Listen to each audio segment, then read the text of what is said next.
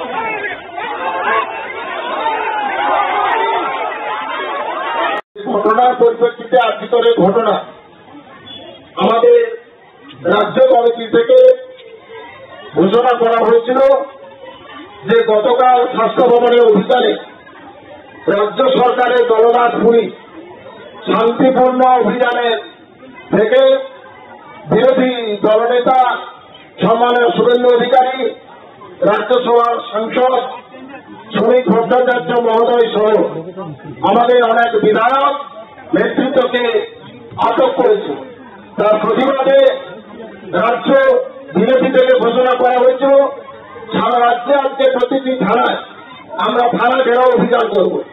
Nandigram block Trinamool কংগ্রেসের পক্ষ থেকে আজকের আমরা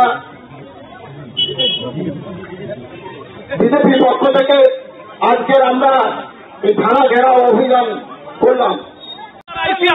আমাদের সঙ্গে দেখা বললেন, কি বলবেন?